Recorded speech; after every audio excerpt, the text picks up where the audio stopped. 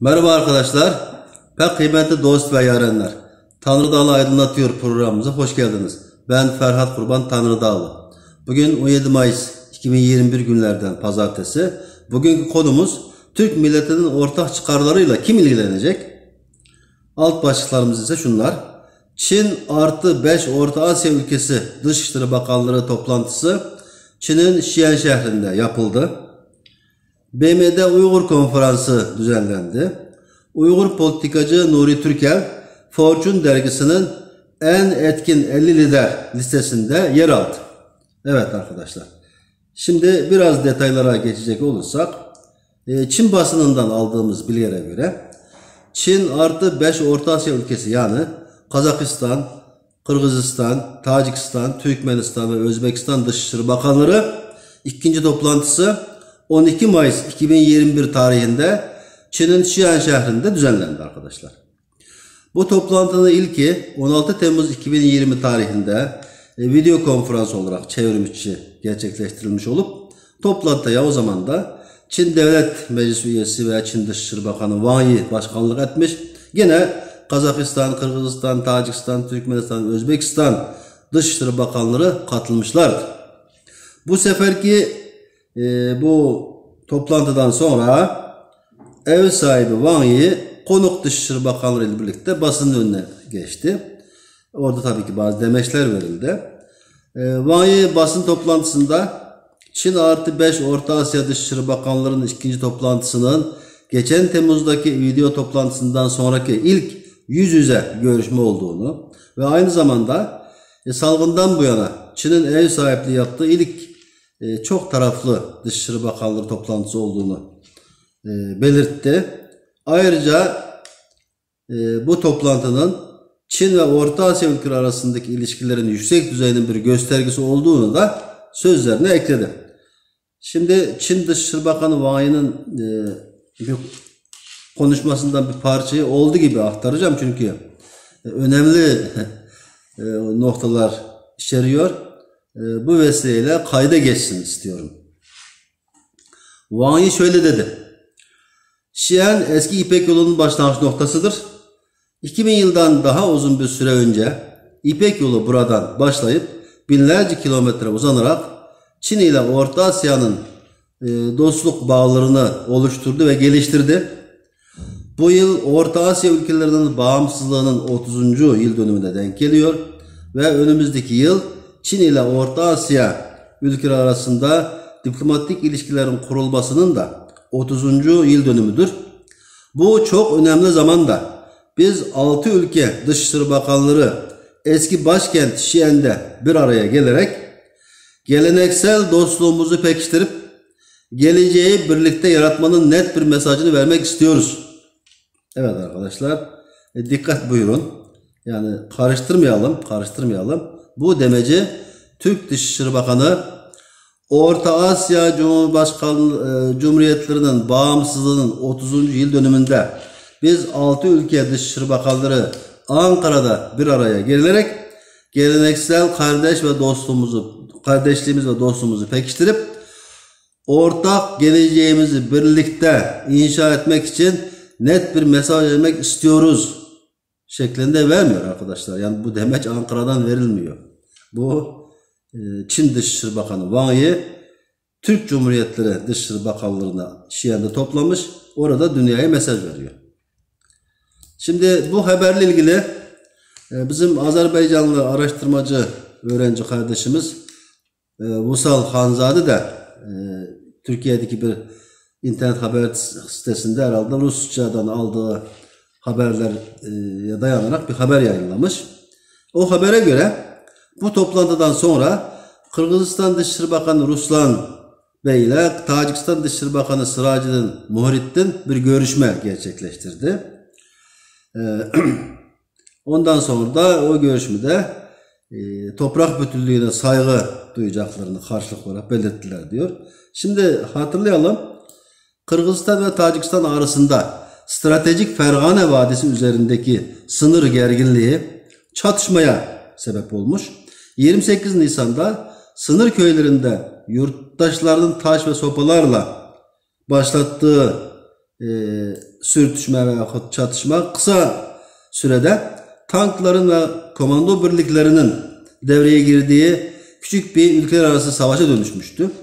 3 günlük çatışmanın sonunda, yani 1 Mayıs'ta ateşkes ilan edildiğinde ise geride işte yüzlerce yaralı, 60 küsur ölü ve 30 bin üzerinde evinden yurdundan edilmiş insanlar bırakmışlardı. Şimdi bu görüşmenin içinde yapılmasının da ayrı bir önemi var. Biliyorsunuz Çin'in bir kuşak bir yol projesi çerçevesinde Kırgızistan'ın çok önemli bir yeri var. Çin, Kırgızistan, Özbekistan demiryolu, yani bir başka deyişle Kaşgar, Oş, Andijan demiryolunun önemli kavşak noktası Kırgızistan'ın Oş kentindedir. Ayrıca biliyorsunuz Kırgızistan ve Tacikistan'ın işte bu özellikle bir kuşak bir yol projesi başladıktan beri bu iki ülkenin Çin'e çok borcu birikti tabi. Çin Tacikistan'dan alacağı borcuna karşılık Tacikistan'ın %3 toprağına el koydu. Şu an orada Çin'in ciddi bir askeri üssü inşa edilmiş durumda.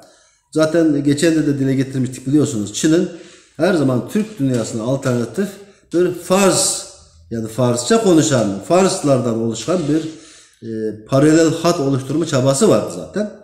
İşte bu çabanın, bu projenin de ilk durağı Tacikistan'dır tabi.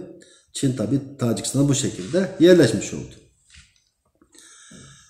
Çin tabi aynı yöntemle, yani Kırgızistan da toprak almak istedi ama Kırgızistan'daki muhalif güç buna henüz izin vermedi. Şimdi toplantıdan sonra tabi Kırgızistan Dışişleri Bakanı, Çin Dışişleri Bakanı Wang Yi'yi Kırgızistan'a davet ediyor. Wang Yi de kabul ediyor. Bu ise herhalde Tacikistan ve Rusya arasındaki bazı işbirliklerinin yoğunlaşmasına bir cevap olarak da değerlendirilebilir. Şimdi anlaşılan Çin Halk Cumhuriyeti bu sorunda arabulucu olmak ile Orta Asya bölgesindeki nüfuzunu pekiştirmek istiyor. Elbette bu durum Rusya Federasyonu ile Çin arasında her ne kadar önemli işbirlikleri olsa da, yani Çin'in ekonomik gücünün yanı sıra siyasi gücünün de bu bölgede güçlenmesi veya bu bölgeye yansıması Rusya Federasyonu açısından istenmeyen bir durumdur tabi. Ayrıyetten Kırgızistan Cumhurbaşkanı 8 Mayıs 2020 tarihinde Tacikistan Cumhurbaşkanı ile birlikte Rusya'daydı, biliyorsunuz. Tacikistan Cumhurbaşkanı 9 Mayıs'taki Zafer Meydanı'nda yapılan yürüyüşe katıldı ama Kırgızistan Cumhurbaşkanı bu yürüyüşe katılmamıştı. Yani burada dikkat ederseniz bu güç dengelerini oluşturabilmek için Tacikistan'ın Rusya'ya meyilli olduğu, buna karşılık da Kırgızistan'ın yani Çin'e meyilli olduğu veyahut Çin'in Kırgızistan'ı yanına çekmeye çalıştığı görülmektedir. Şimdi gelelim henüz gündeme gelmeyen bu Çin artı 5 Orta Asya ülkesi Dışişleri Bakanlarının toplantısını, perde arkası gerçeklerini de biz biraz kurcalayalım arkadaşlar. Şimdi Wang Yi basın toplantısında işte bu yıl Orta Asya ülkelerinin bağımsızlığının 30. yıl dönümüne denk geliyor diyerek tabii Türk Dışişleri Bakanlarının horonu okşadı. Ama Çin'in dile getirmediği ama toplantının düzenlemesindeki asıl gayesi olan bir konu daha var. O da bu yıl Çin'in oluşturduğu, yani Çin'in önderliğinde oluşan veyahut Çin'in kurduğu Şanghay Beşlisi veyahut daha sonraki adıyla Şanghay İşbirliği Örgütü'nün kurulmasının da 25. yıl dönümüdür arkadaşlar. Şimdi hatırlayalım. Hani derler ya, tarih tekerrür eder. Sovyetler Birliği'nin dağılması ve uluslararası güç dengelerinin değişmesinden dolayı Türkistan'da meydana gelen siyasi boşluğu doldurmak için Çin, bağımsızlığını yeni kazanan Türk Cumhuriyetlerinin şaşkınlığından yararlanarak 1996 yılında Şanghay Beşlisi'ni kurmuştu. Şanghay Beşlisi oluşturan ülkeler Çin, Rusya, Kazakistan, Kırgızistan ve Tacikistan olup Çin'e en uzun hududu bulunan Rusya dışındakiler tabii ki Türk Cumhuriyetleriydi. Yani Çin, Türk dünyasında tarihi boyunduruğu geçirmiş idi. 2001 yılında Özbekistan'ın da katılmasından sonra bu kuruluş adını Şanghay İşbirliği Örgütü olarak değiştirdi ve Çin de boyunduruğunu biraz daha büyütmüş olmuştu. Çin'in 2001 yılında Dünya Ticaret Örgütü'ne üye olması, akabinde ise 2010 yılında ekonomik süper güç konumuna gelmesinden ibaret bir sürece baktığımız zaman Çin'in bütün bu başarılarının Şanghay İşbirliği Örgütü çerçevesindeki çalışmalarının başarısıyla aynı oranda olduğunu görüyoruz. Yani Çin'i bugün konuma getiren ise Çin'in istikrarlı bir şekilde yürüttüğü Türkistan politikasıdır arkadaşlar. Çin'in 150 yıldır istikrarlı bir şekilde sürdürdüğü bir Orta Asya yani Türkistan politikası vardır. Çin'de rejimler devrilmiş, iktidarlar değişmiş olsa bile Han Çinlisinden oluşan derin Çin devletinin Türkistan politikası hiçbir zaman değişmedi arkadaşlar. 1880'li yıllarda Han Çinlisi General Zhou Zongtang, Doğu Türkistan'ı alırsak Moğolistan'ı elde tutarız, Moğolistan'ı elde tutarsak Pekin'i koruruz teorisinde ısrar ederek dönemdeki Çin-Manço İmparatorluğunu Doğu Türkistan'ı işgal etmeye ikna etmiş idi.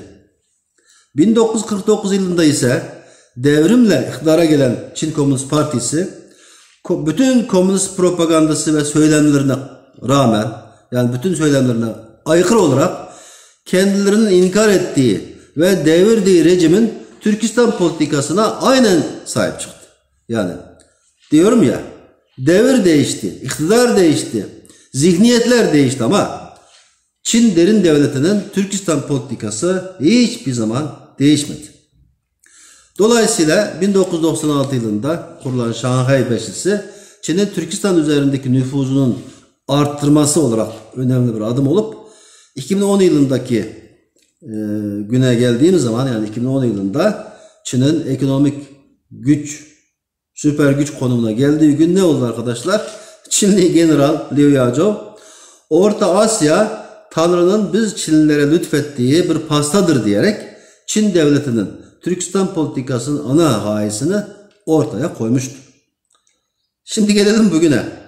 Bugün ise bütün dünya Çin virüsüyle boğuşurken Türkiye'de hazır devlet, ümmet el ele Filistin konusuna odaklanmışken Çin devleti Türk devletleri Dışişleri Bakanlarını ayağına kadar çağırıp Amerika'nın Afganistan'dan çekildikten sonraki oluşacak boşluğu Türk devletlerinin işbirliğiyle doldurmanın ve Rusya'ya karşı bir güç dengesi oluşturmanın hesabını yapmaktadır arkadaşlar. Çin'in 36 hilesinin içinde Çin'in özellikle müttefiklerine uyguladığı bir hile var. Yani burada 3. hile başkasının hançeriyle öldürmek yani ödünç bıçakla adam öldürmek. Yani Jie Dao Sharin yani Çin işte bu hileyi uygulayıp Türk Cumhuriyetlerini işte Rusya'ya karşı oluşturacağı safta kullanmak istiyor arkadaşlar. Şimdi Çin devleti devlet menfaatini her türlü geçici dostlukların üzerinde tutar arkadaşlar. Çin'in devlet politikası hiçbir zaman günlük gelişmelerin gölgesinde kalmamıştır. Zaten kalmıyor. Bugün Çin'in geldiği konuma bakarsak bunu görüyoruz. Şimdi bizim buradan çıkaracağımız ders nedir? Yani yeter ki sağlıklı ve istikrarlı devlet politikası olsun. Yani devlet politikası bu Çin'den öğrenmemiz gereken çok önemli konulardan birisi olduğunu düşünüyorum. Şimdi bu arada ufak bir notu da paylaşayım. Çin'in internet sitesinden buldum. Biliyorsunuz Filistin Çin'in Orta Doğu'daki en eski yani en güvenilir müttefiki. Yani özellikle Çin'in Doğu Türkistan'da uyguladığı soykırım politikasını en yüksek telden, en yüksek seviyeden destekleyen ülke de Filistin'dir. Ama buna rağmen Son günlerdeki gelişmeler karşısında Çin sakin arkadaşlar. Yani paldır küldür de İsrail'i kınadığı yok. Sadece Mayıs 2001'deki bu Çin hükümetinin Orta Doğu yani Çin Dışişleri Bakanlığı internet sitesindeki habere göre Çin hükümetinin Orta Doğu özel elçisi Zhang Jun, Çin'in Filistin ile İsrail arasında son zamanlarda tırmanan gerilimlere ilişkin derin endişelerini dile getirmiştir ve taraflara iktidar çağrısı yapmıştır. Yani İsrail sert kınama işine girmemiştir. Zira Çin'in devletinin âli menfaati İsrail'le düşman olmayı değil, herkesin dikkati Filistin'e odaklanmışken Türk devletlerini organize edip Rusya'ya karşı cephe oluşturmayı gerektirmektedir. Yani herkes aslında kendi işine bakıyor. Sevgili kardeşlerim. Şimdi bu arada Uygurları direkt ilgilendiren, aslında biraz da geniş açıdan baktığınız zaman Türk milletinin ortak çıkarlarını da olumlu etkileyecek olan bazı gelişmeler yaşandı. Bunları da size biraz aktaralım arkadaşlar. Bir önceki programda dile getirmiştik.